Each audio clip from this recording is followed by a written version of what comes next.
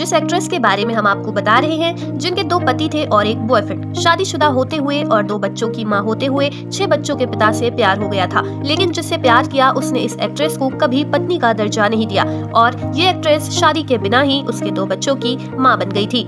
प्यार के हाथों मजबूर होकर इसने 6 बच्चों के बाप से शादी की थी और क्या पता था कि वही इसे अपनाने से इनकार कर देगा और सारे रिश्ते तोड़ लेगा।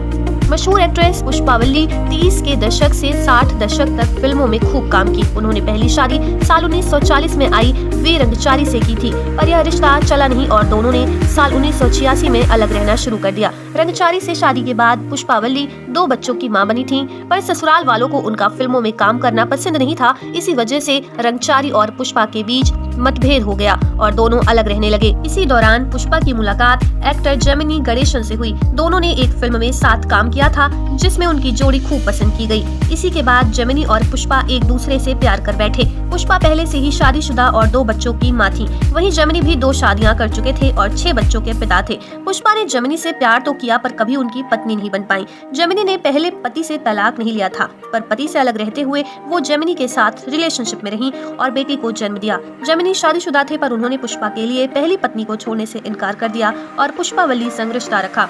इसी दौरान पुष्पा ने एक और बेटी को जन्म दिया। पुष्पा ने फिर जेमिनी से शादी करने को कहा पर उन्होंने इनकार कर दिया और बेटी रेखा को भी अपना नाम देने से इनकार कर दिया। पुष्पा जेमिनी के रवैये से टूट गई थी। जेमिनी ने ना तो उन्हें पत्नी का दर्जा दिया और ना ही सुख, और फिर से जेमिनी ने गुपचुप तीसरी शादी कर ली तो पुष्पा बुरी तरह टूट गई और जेमिनी के साथ अपने सारे रिश्ते नाते तोड़ दिए।